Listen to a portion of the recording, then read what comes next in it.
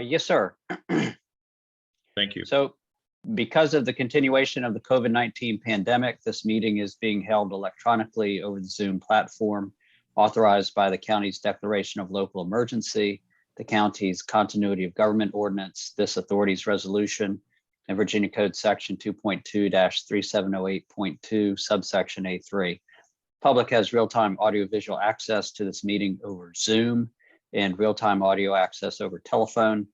Everyone on the phone and attending via Zoom from the public is in listen-only mode. Following instructions apply to those who wish to speak during public comment.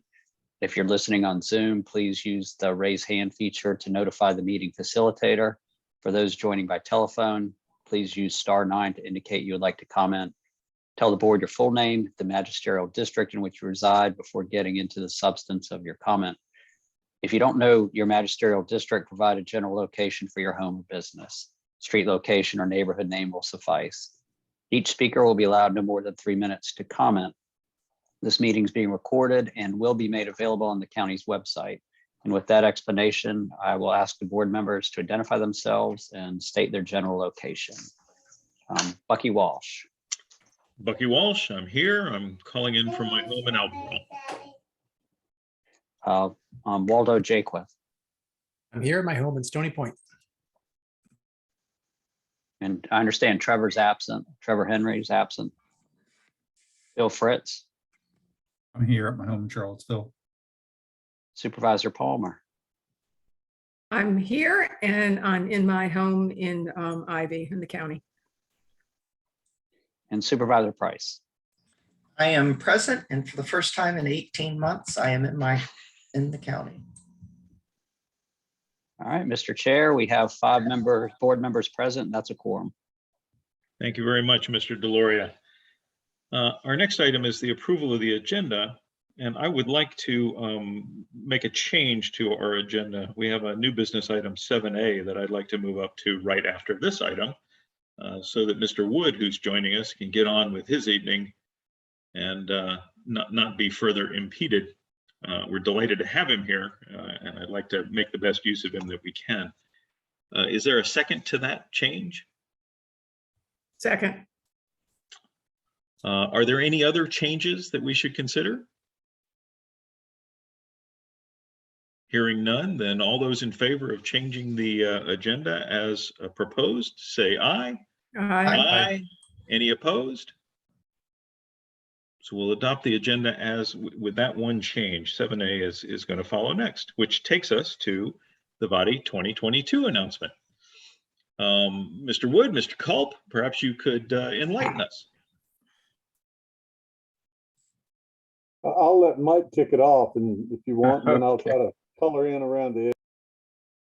Okay, well, I'm glad to kick it off. Great announcement a couple of weeks ago now. Amazing event was held down in Goochland. 3 current and 1 soon-to-be ex-governor all spoke to a large crowd and gave a wonderful recognition to Mr. Gary Wood for all of his service to the Commonwealth. That was probably, for me, that was the highlight. It was very exciting to hear about the grant, which Gary will take on, but I just want to express my appreciation and just a wonderful recognition for Mr. Wood. And I'll turn it over to you, Gary. You need no introduction, so I appreciate you taking the time out today to enlighten the ABBA board. Thank you. Thank you, Mike. And I appreciated being called up and having nice things said about me, but that's really a validation of all of the partners we have and all of the work that a big team has done. I haven't put up the first foot of fiber yet or connected a single person, so I get to take a lot of credit. And it was nice for the governor to offer that recognition, but I was excited about the day because of the opportunities ahead and the funding we have in the kickoff. That's a jet fuel for the project, and we need to move as quickly as we can get to those funds. So it was a really big day. It was a great day, really, for Central Virginia. In terms of Albemarle County, We finished our VATI process after all of the challenges without any changes to what you saw the last time I was here. So we had challenges from Shintel for some wireless coverage in Albemarle, and we had challenges from Comcast for some wireline coverage. I think those are the only two that really impacted Albemarle. We were allowed, in VATI, you're allowed up to 10% of your locations to have overlaps.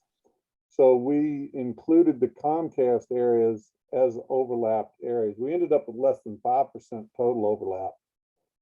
So we didn't make any adjustments to take any of those out. And with Shintel Wireless, we asked to be considered to be funded under the federal funding guidelines because most of the money coming into VATI this year is from the federal program this year.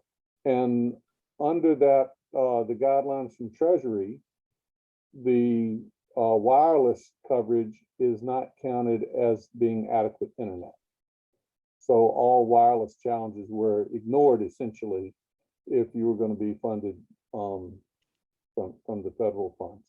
Now, there's still a few details obviously to work out. You've been through VATI numerous times, and it's even more complex this year. I understand that they have two different pots of federal money. One of them may require an environmental review before we get started. The other may not.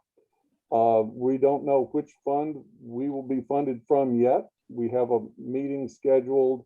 I think it's the 12th of January was their initial look at setting up the meeting. And I'm thinking we'll find out more details at that point. But the total award was $79 million in grant funds. Local funds added up to about 36 million, I think. I could get the actual number. But in Albemarle County, specific to Albemarle, and I think Mike has these numbers. And Mike, if I screw this up, let me know, because I think Galen sent it to you. We're going to end up with a project that, if you include the VATI area and the Connect America Fund area, which we're going to build at the same time, and we use as leverage with VATI, we'll end up with $46.7 million worth of total construction in Albemarle County. There'll be a $9.6 million assignment from the VATI funding. So we'll get 9.6 million that'll offset that, plus the county contribution of 4,368,000. So private funding as a portion of that is going to end up being $32,678,000. The private piece that goes into it. That will take us past. Let's see. I think we ended up with a few less passings officially inside. There were 5,172 passings in the VATI area, and there's another couple hundred in Connect America Fund area. Those are the locations actually inside the boundaries where we're allowed to receive reimbursement from VATI and where Connect America funds cover. I think I showed you before on our maps that we'll actually be passing a number of other locations where we have the little donuts cut out for the D-slams from CenturyLink, and we didn't include that in the VATI area. We're still going to build through those areas.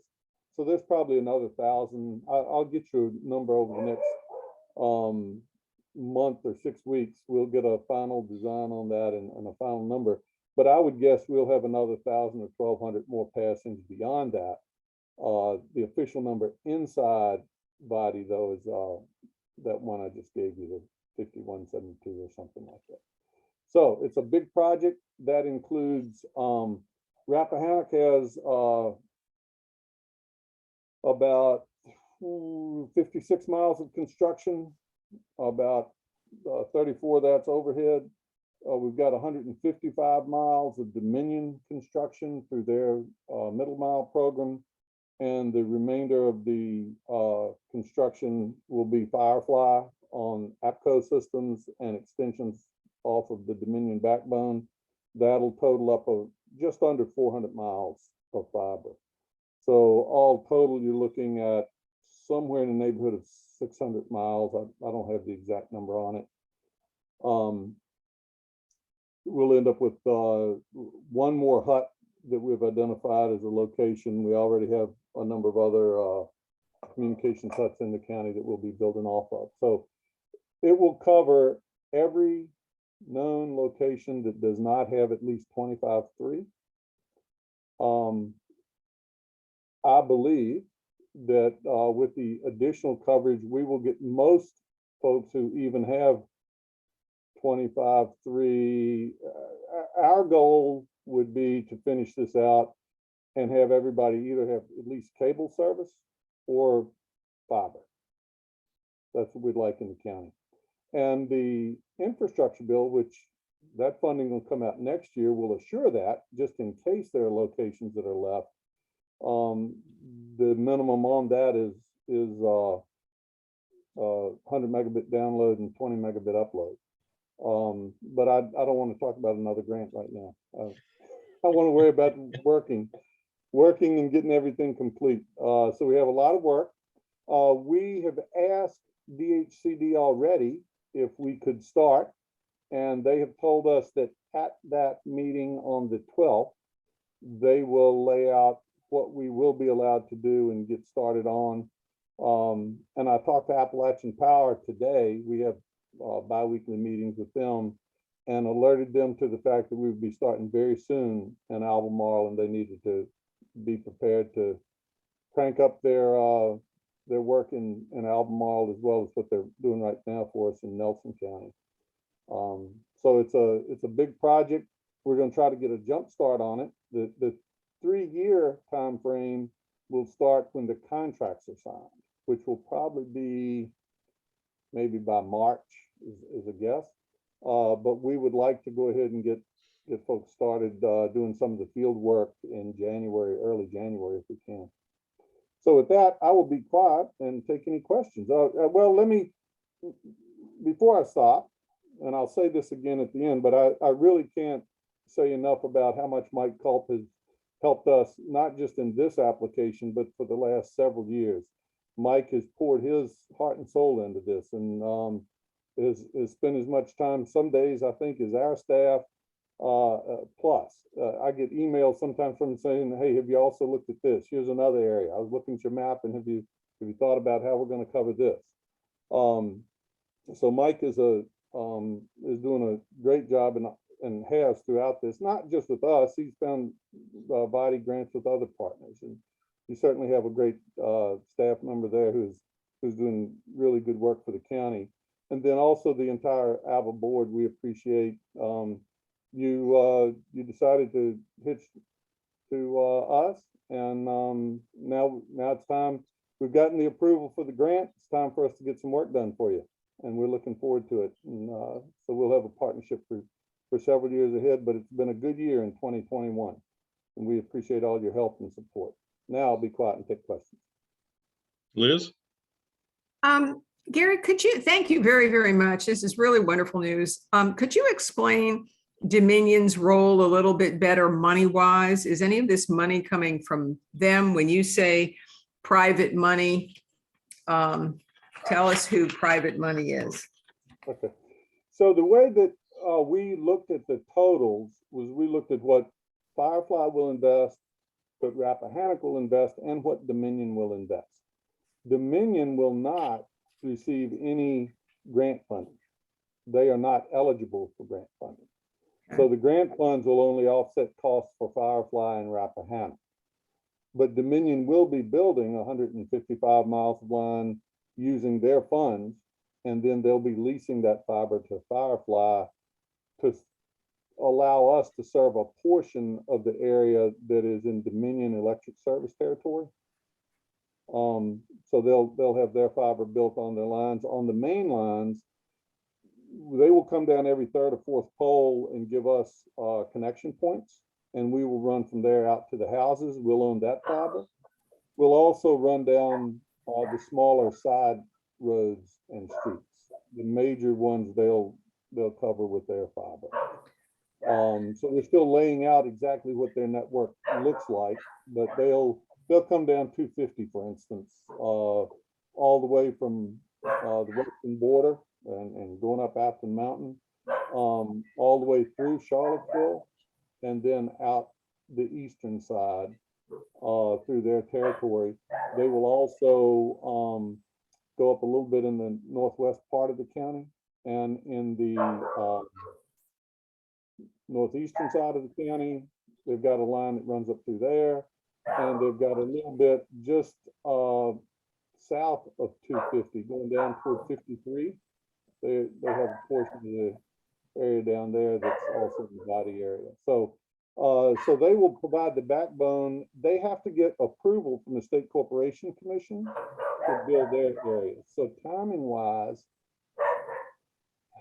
I am pushing them to get part of it included in what they will file mid-year of 2022, and then they'll have another filing in 2023. So their portion will be partly dependent on that timeline because of waiting for the SCC approval.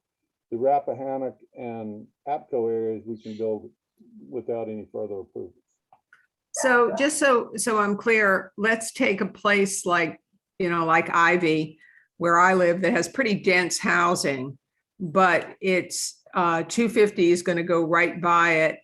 You guys would put the fiber, they would first have to build this middle mile down 250, and then you guys would use their poles going on either side of 250 to hit those neighborhoods. And so they wouldn't even start until at least mid-year of, they're not even going to file in 20. Okay, so first answer the first question, and then the second one is they're not even going to file until the middle of next year and the middle of the following year.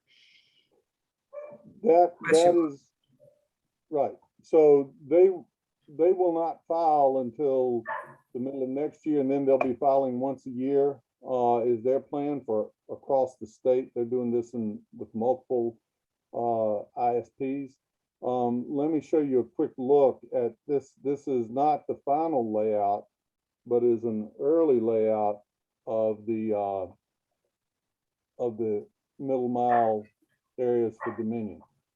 So the red lines are the areas that they would run on their poles. Now, if I look at the actual homes along here, and I've got that somewhere here, so give me just a second. And I hope my mapping doesn't make you dizzy. But here they're running along Greenwood Road. All right. So the blue areas are body areas. They will run along here. Firefly will run a lateral out this road, this Clifton Trail, to reach these homes. But we will use their mile here and connect the ones close off of it. And then we'll run the laterals out to the sides. So that gives you a kind of a quick look at where they will be running in the county to help us cover those areas. All right. If that covers you, Liz, then Donna? It doesn't really, but anyway. I'm sorry. No, that's all right. I was just trying to understand. I'm getting a lot of questions from Ivy people, so I'm trying to understand timing a little bit better. That's why I took you right through 250. And so I'm just trying to understand that. So like, for instance, these roads that come off into these denser neighborhoods like Wesley and Meriwether Hill and whatnot. Well, that one's actually gotten some recently. But if you go into these dense areas in there, you guys would run on their poles. Is that the case? They're running. So they will run on their poles yes, and then we can run on their poles or we may run underground. Part of Yeah. that will depend on whether they need to do additional work on their poles after they've put their fiber up. If they had to do a lot of additional work, that could add significant expense or take a long time. And in that case, we may just drop down and run underground parallel to the roadway. But we'll make that decision based on how much work they would have to do on their pole line to give us the height we need to hang our fiber underneath all of their things. And when they file in mid-year, they first file and then they have to wait for the SCC, correct? So it's many months after that first filing, would that be? Right, but that, yes, on the other hand, Dominion is comfortable now that these projects will get approved. So what they do is while that is being filed, and in fact, before it's being filed, they'll start gathering easements. They require an easement across every property they cross. Mhm. So they will start gathering the easements, they'll do the preliminary design, and they'll be ready to start construction. And in some cases, they've actually performed a good bit of construction awaiting the final decision. They actually don't have to get approval to build the fiber.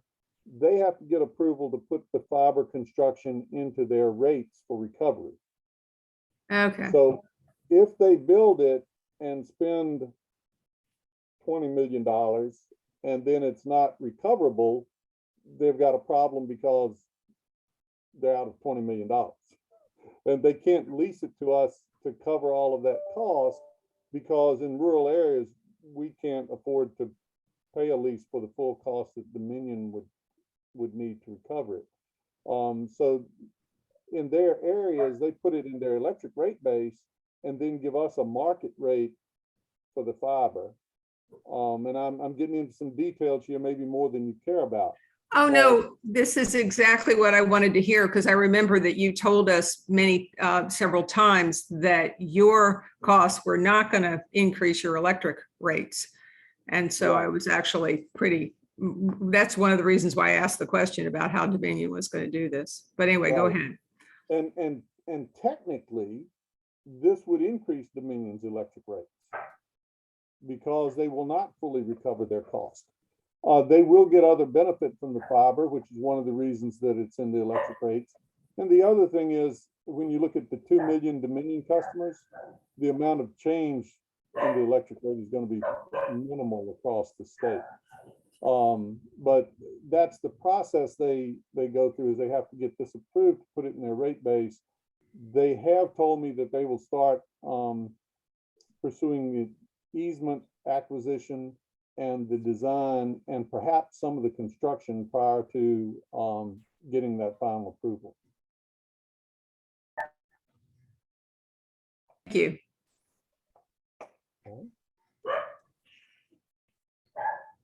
Supervisor Price, you want Thank you, Mr. Walsh. to take the helm? I've got a question and a comment. Mr. Wood, thank you. I apologize if I missed this, but how far off of the red lines, the Dominion lines, will their coverage go before you start picking it up? Is there kind of a set distance or how is that set up? They only run to their pole. So they will not run at all to any homes along here. Central Virginia or Firefly will need to extend even to the closest home. Okay. If there's a pole right beside this house, we need to come off of their pole into the house. Thank you. I just missed that. I appreciate that. So that really, they're literally like the main artery or the vein, but you're all the capillaries going from there to the tissues in the body. Thank you. That answered my question. And I do have a comment. I was so impressed with the results. And so, Mr. Wood, for you, with the ethos that you have incorporated of no one left behind, Mr. Culp, the work that you have done with your team, and frankly, Mr. Walsh, what you have led the ABBA board to do is absolutely incredible. I apologize, I was not able to make the big announcement because of another commitment. I was fortunate to attend your previous announcement just a month before. But when I looked at that award, the leverage amount that this grant is providing to our area is greater than all but one other award, and that was actually for a very small amount in the Northern Neck. But of all of the larger awards, the leveraged amount that this grant is providing to our community, I mean, it knocked it out of the ballpark, and everyone else was getting struck out, if I could use that baseball analogy. This is incredible. I'm just so impressed with what y'all have done. So thank you, Mr. Wood, and thank you for being here tonight. Thank you, Chair Walsh. I have no other questions. Were there any other questions for Gary or for Mike, for that matter? Well, then I will use my bully pulpit just a minute to echo what Donna said. Gary, Mike, well done. Kudos to you both. Kudos to your teams. You guys are both the sort of people who, when there's a success or a failure, you go to the window and you look out on all the people who helped you get there. If there's a failure, you go to the mirror and look at what I did wrong. And that's the kind of folks we want to work with. And we're just as delighted as we can be to be in this situation. This is a good kind of problem to have. There's a lot of work in front of us. And there'll be some bumps and hiccups in the road. And we want to work through them with you. Well, thank you. Albemarle has the second most total number of miles to be built out of all of our 13 counties. Louisa has just a little more because they had practically no coverage to get started. So you're going to see us in Albemarle a lot. Get used to seeing trucks around in the rural areas under the poles. To start with, they'll be making changes on the poles to make room for fiber, and then you'll see S&N trucks sitting up for a long time ahead. Let me also say that we're still on track to finish up. We still have the CVC areas of Whitehall, Schuyler, and Red Hill that we're on track to finish up by mid-year. So you're going to see a lot of activity early on next year on the CVC line still that will blend right into building outside the CVC footprint in all of these other areas. We have a lot of work to do, and we're excited to be there. So, and then the one other thing is reminding folks to be patient, because the folks on the CVC side, when they heard it 4 years ago that we were going to be there, they were excited. That lasted about a month before they wanted to know when they were going to get connected. And I expect the same thing to happen with the Valley grant, but we're moving this as fast as anybody in the state in building it. And we're going to do a good job. We're going to deliver a great network, and all of our subscribers are happy that I know of. We have very low churn, and we intend to keep the service level up and the performance of the network up. So thank you again for all of your help, all of your support. I hope you all have wonderful holidays, enjoy some family time and some downtime. Happy New Year on the other side. Gary, best wishes for a great holiday season to you. We've already unwrapped our Christmas present here at the beginning of the meeting, so now we got to slog through the hard stuff. But thank you very much, sir.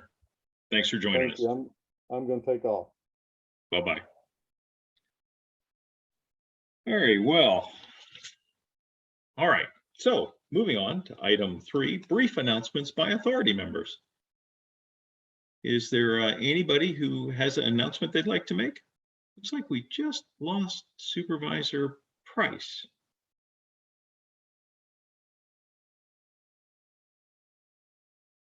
Well, we'll keep an eye out for her. I have an announcement I would like to make. This being the last meeting where Supervisor Palmer will be a board member, I'd like to note that Supervisor Palmer helped to create this body and has been a stalwart supporter and hardworking member of the team since 2017 when we began. And we truly would not be where we are today but for her contributions. And I know we'll have able hands to replace her from the Board of Supervisors come next year, but for right now, we're filled with sadness that we have to say goodbye at this point. And I just wanted to recognize her fantastic contributions, to think back to when the Board of Supervisors created this group, we did not know how many people in the county did and did not have any kind of broadband. What we didn't know so far outweighed what we knew. It wasn't worth talking about. And today, with the announcement we just had, we are within sight of seeing everybody in the county having a broadband choice available to them.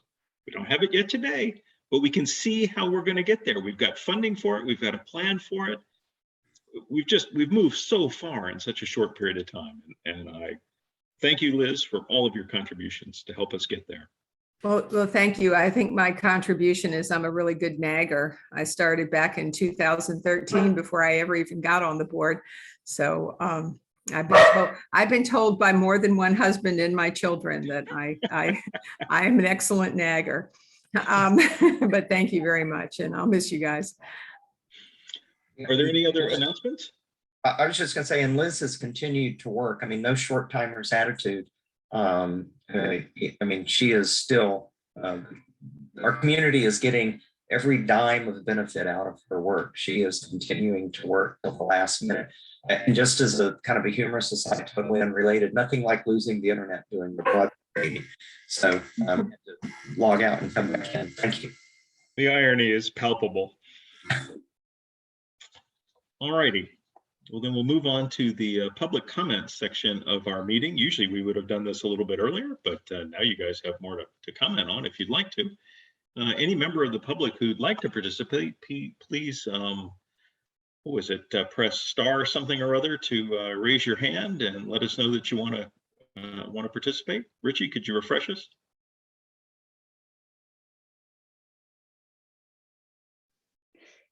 So if you're on telephone, *9, that'll let Star the 9, there you go. let the facilitator know. I don't see that anyone's on telephone, but I'm not sure I'm reading it right.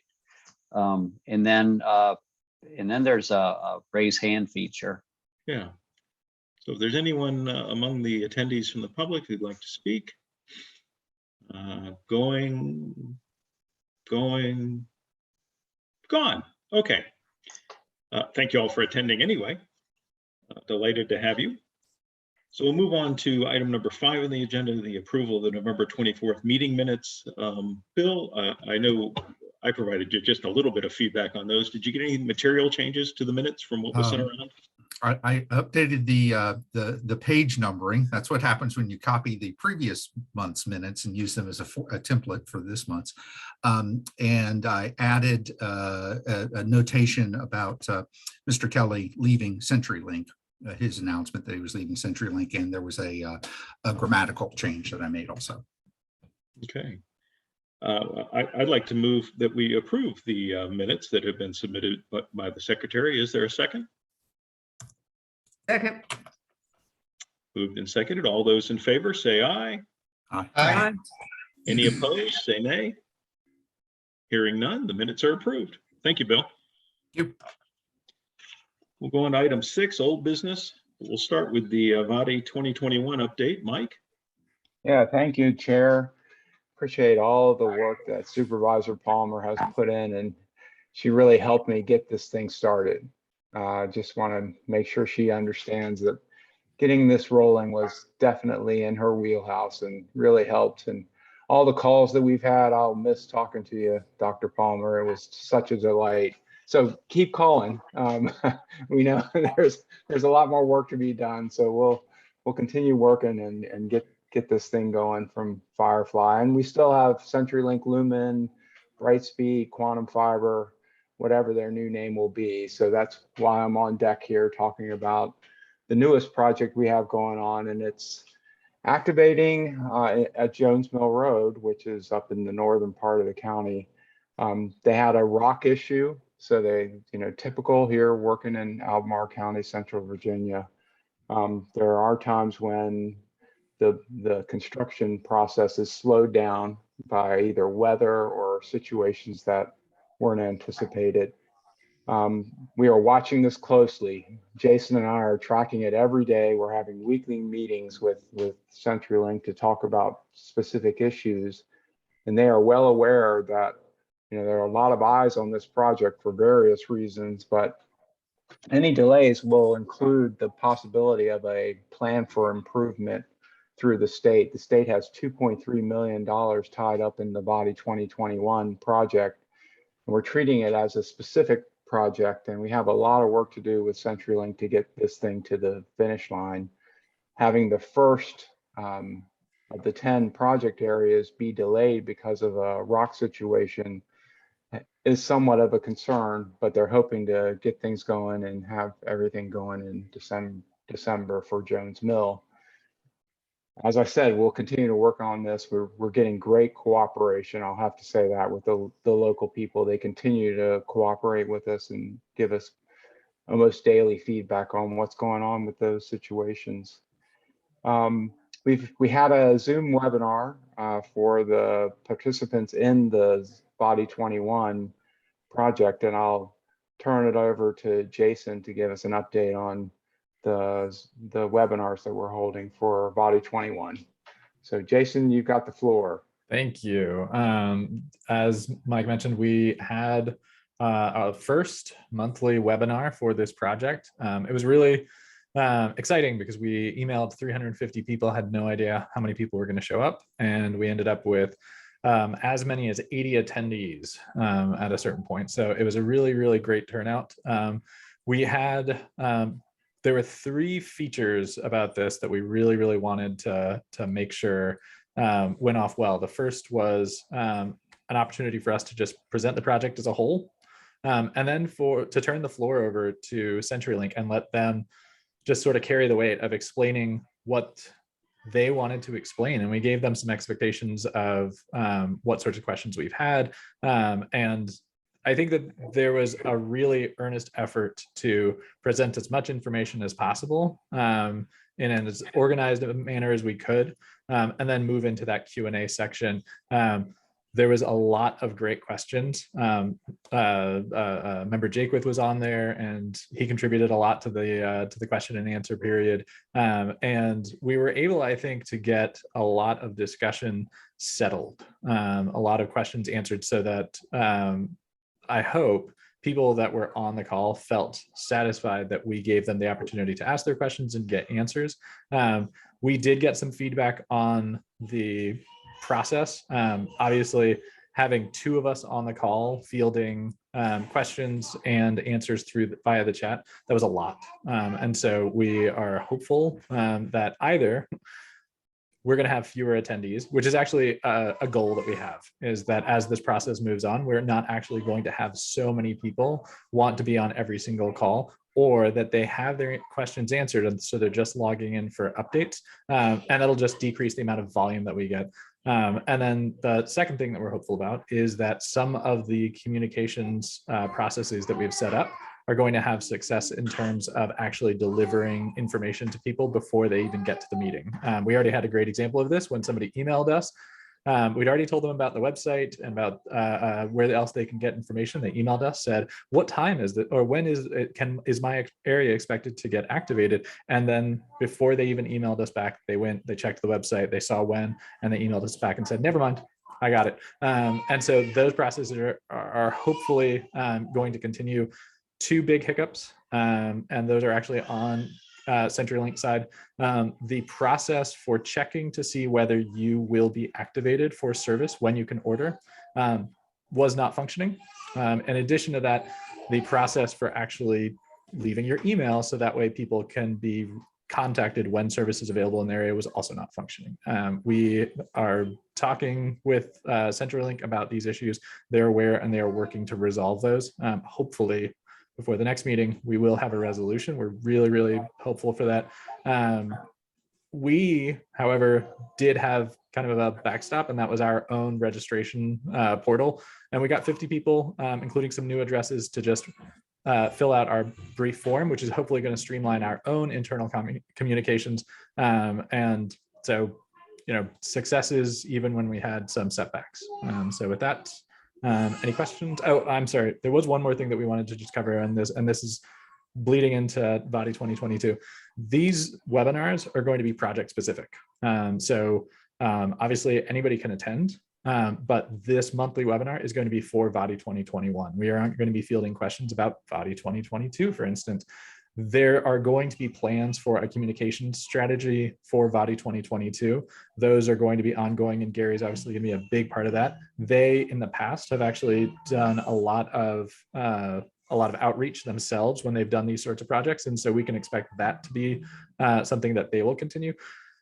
But given how successful the webinar was, I think we can expect that we're going to have some sort of county-focused presence. So that way, county residents will again have the opportunity to come to a forum and ask their questions. I think in the short term, it probably won't be monthly, but as we get closer to launch, you can expect that something along those lines is going to be part of our process.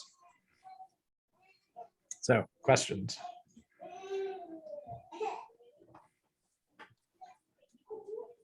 I'll just point out, as somebody who attended, I thought it was great.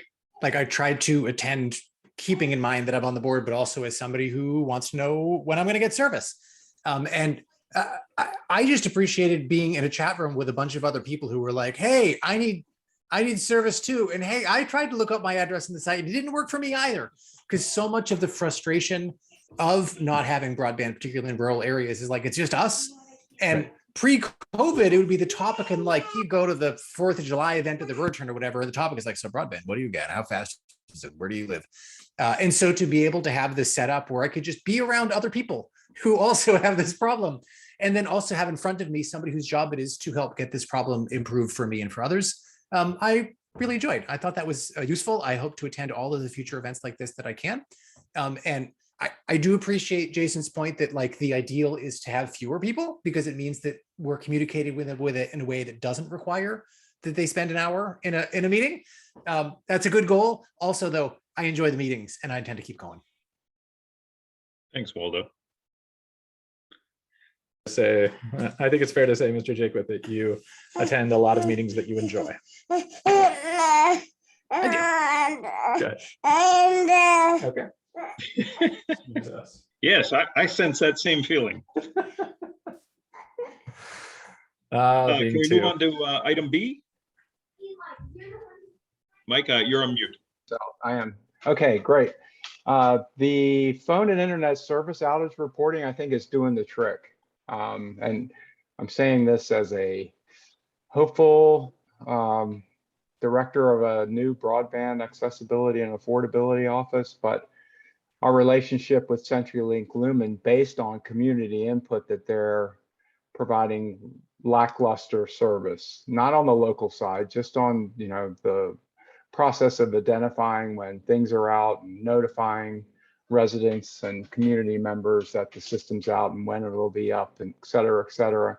I think we're getting much better feedback from the corporate CenturyLink folks at this point. So I think things are working in that direction, but that's not to say we're out of the woods. So we're planning for and will be doing a Board of Supervisors work session with CenturyLink and Lumen in attendance on January 12th.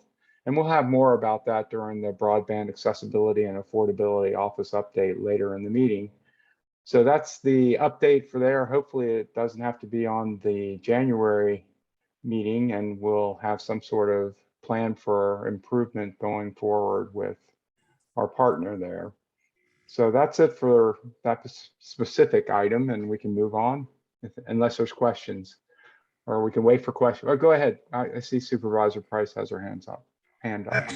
Thanks, Mike. Have we heard back from them? Will they actually be in attendance on? Yes, we've already started like building the combined slide decks and information that we'll be providing as background for the Board of Supervisors to discuss during the work session. So great question, and yes, they will be in attendance. So I know earlier there was some question about that, but yes, thanks for that question. Thanks, Mike. Thanks. So let's keep moving, Mike. The financial report, no big change. It's an appendix to the agenda. The confirmation that 2020 is in the books, at least from a CenturyLink accepted the funds and has banked the funds. There's a lot more work that has to be done with DHCD. There is a closeout report that we're working on now. And then in a year, we'll be doing another more major financial audit on all of that. The chair has been involved with one of those before. We successfully made it through with several meetings, but be prepared, we'll be going through that same sort of thing probably about this time next year, or hopefully before the holiday season. So let's just keep rolling there. We still, just so that everyone realizes that, you know, once these body programs are put into place, there's always a question on, well, were we looking for 100% coverage, meaning was the network to be built so that no matter where the parcel is, there was going to be a fiber drop built to where the home is? That's not the case. People are still ordering off of the VADI 2020. So we have some input that's coming from members of the community who are still waiting for their install to happen. So the project continues, and we sometimes hear from people about it, and we help them make sure that they can work their way through the install process. So I just want to let you know that once the project is done and CenturyLink is paid, there is the potential that people who didn't sign on early decide later that they want to sign on, and we help shepherd them through to get connected. So that's just something I wanted to bring up, that it's an ongoing process. Okay. Thank you, Mike. Yeah. And are we to your office report? Sure. I'd love to talk to the board about what's going on with the affordability side of the house. Very impressed with both Firefly and Comcast. They have done an outstanding job as internet service providers, making sure that their customers and potential customers are aware of and helping them sign up for what is called the emergency broadband benefit, which was a $50 a month stipend provided. Lots more detail on that, but it is ending. It was a temporary that is ending on 12/31. It will convert over to the Affordable Connectivity Program, which will be a permanent program similar to Lifeline. The issue with the ACP, the Affordability Connectivity Program, is that it is a $30 a month benefit. So we are working together with the Department of Social Services and Finance and others to come up with a way to bridge that gap between the $30 and the $50 through a county provided benefit to those people who have qualified for the emergency broadband benefit. Jason, you want to talk a little bit about that, or do you want to move on? No, this is great.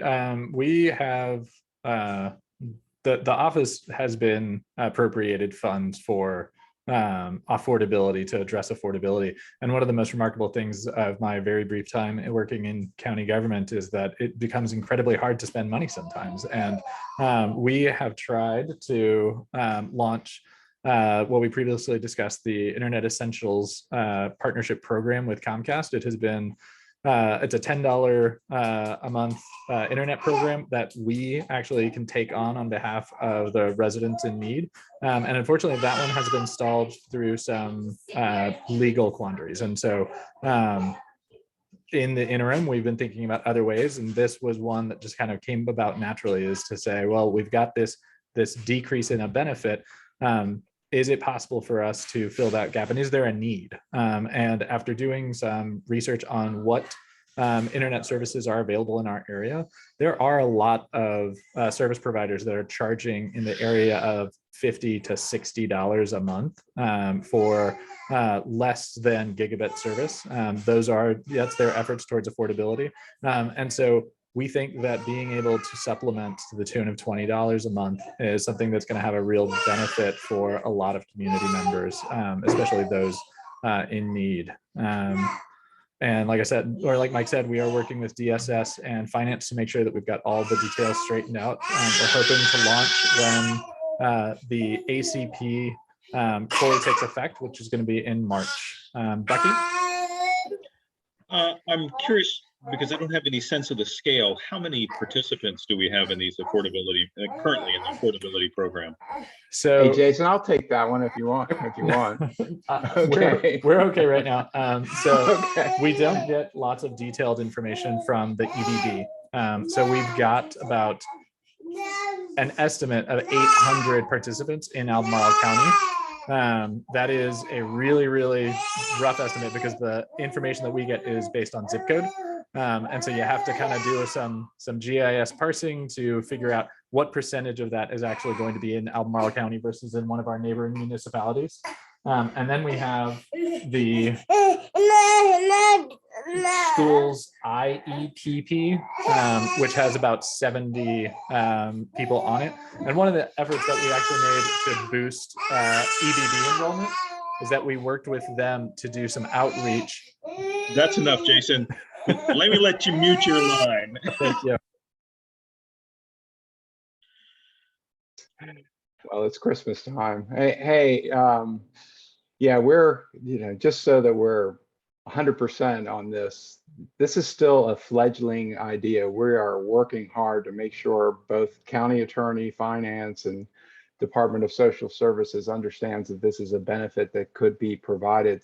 There's an informational update that is tentatively scheduled for the Board of Supervisors. It will be a consent for information. That'll be at the first meeting of February, unless we run into some sticking point that puts us back a few yards, or maybe says, hey, this isn't such a great idea. But we think it's a good idea. I think there are other localities, and potentially I think there might even be a state that's looking at providing the same sort of bridge. It's a gap. There's the emergency broadband benefit came out and helped a lot of people in need. And to suddenly say we're just going to drop you down to $30 without, well, they have 60 days of warning, but there's still a lot of people who haven't been able to find the necessary funding to help them get access to affordable, high-speed, quality broadband. So we're working in that direction. Let's see, the other things that I mentioned, I wanted to talk a little bit more about the Board of Supervisors work session with CenturyLink Lumen. There's really two big themes there. The first is to go through the recent history of how we've had some service issues and lots of outages. There's a significant number of outages that we're going to go through and talk about, why they happened and how we're correcting them. It's more for the supervisors to ask questions about, where CenturyLink Lumen is investing to make sure these types of outages don't happen again. There's a continued concern that when the outages happen, 911 becomes an issue. A lot of our rural community members have no other means of connecting with 911 than through their landlines, or they have to, exit their homes and drive to the nearest fire station or to a neighbor's house or somewhere where they know they have cell coverage. We should create a map of where the cell coverage hotspots are in the rural areas. And just to congratulate and thank the ABBA board again. I mean, we've done a lot of work to make sure people understand that we can gain Wi-Fi access at numerous locations through the county, but that's still not a satisfactory solution for someone who needs to make an emergency call from where they are immediately. So that's something that we're working toward, and hope to hear more about how CenturyLink is going to improve the ability to provide 911 service. On top of that, everyone has heard a lot about the transition of CenturyLink and through their parent company Lumen, the pending sale, which is likely to go through, of their copper assets to a new company, which we now know is going to be called Brightspeed. It's just making sure that we're kept in line and we understand what that's going to mean as far as converting the CenturyLink customers to the new company and how that impacts specifically the Body 21. So that was a quick update on that meeting.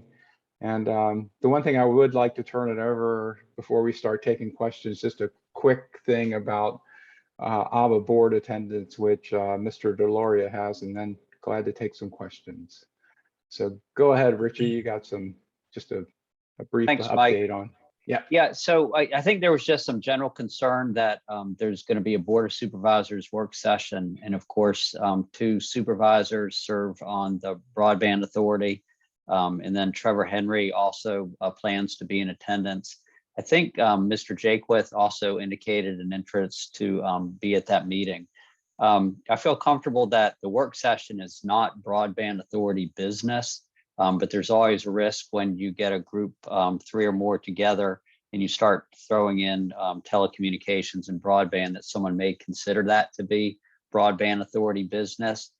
So it's I've reached out to Mike and to Bucky and suggested that we just post a notice indicating that certain members will be in attendance at that work session in order to satisfy any FOIA open meeting concerns. And I know Chairman Walsh had indicated that that it would be announced here that a number of broadband member or authority members would be in attendance at the January 12th Board of Supervisors work session starting at 1 p.m. But that's not actually going to be a broadband authority meeting in the sense that this is a meeting. It technically may be one under FOIA, but not for our business purposes. It's not for broadband authority business purposes, and there's not going to be any action taken. The meeting won't be called to order. It's not a joint meeting, but just in the spirit of openness, that there will be broadband authority members there and present, and Want to make sure everyone knows. Supervisor Price, you have a question or a comment? Thank you. Mike, at the meeting on the 12th, will you also be able to just ensure that there's some coverage of the change for customer service from CenturyLink to that new company?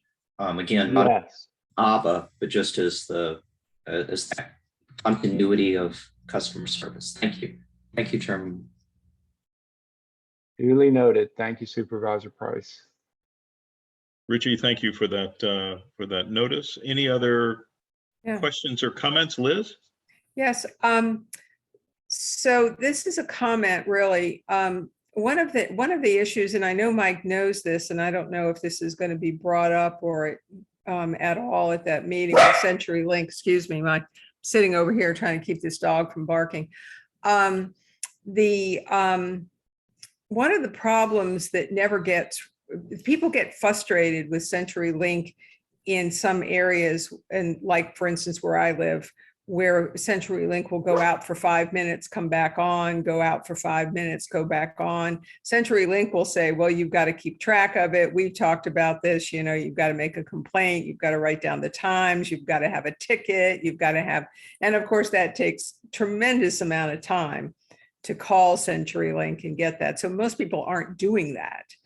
And I don't know if they've ever really tried to address that issue to you, Mike, at all, but it's just something that I think ought to come up at the meeting. And the assumption that everybody has, of course, is that there's too many people using that one DSLAM at a time. And I don't know, but that's a comment to just that probably ought to be brought up as one of the other ones that just doesn't get reported to CenturyLink all the time.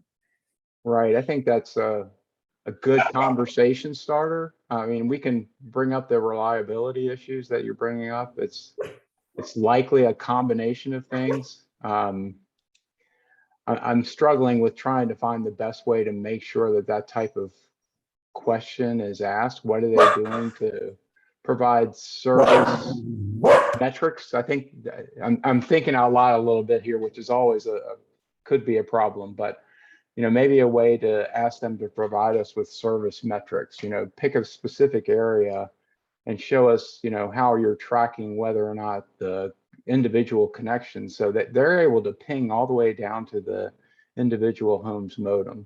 Now, they can't go in and ping on a printer that you have, but they know when your modem is dropped connections. We can say, show us a list of how many times in Albemarle County by DSLAM you have dropped connections, and is there a way we can look at the ones that are showing a specific trend, meaning they're off more often than they're on, or particularly after a rain event. Yes, yeah, and try to factor. Yeah, it's all about data analytics, and good point, Chair. To have the weather tied into that to show the actual weather and some sort of correlation. So great question. I'll definitely bring that up with the CenturyLink folks that we're working on and see if we can have them talk about it from their perspective, and then have the board ask those specific questions about a lot of people aren't reporting their issues anymore because it's so unreliable and takes so long. By the time they report the issue, it's resolved, and it's not a fool's errand, but it's extra work that really shouldn't be there. We shouldn't And have it's, to rely on you're our talking community. hours if you've got to call it in. Yes, yeah, sometimes, or most, I don't know, yeah. All Any right, other questions or comments for Mike? Any other business for this meeting? Oh, I like the sound of that. It's the end of the year. I think we had a good year. I thank you all for your contributions this year. And I thank you all for getting together 2 days before Christmas and being at this meeting. We'll try and do better with our scheduling for next November and December next year. But I thank you all for being here. Is there a motion to adjourn? So moved. Motion to adjourn, or second, if I need to.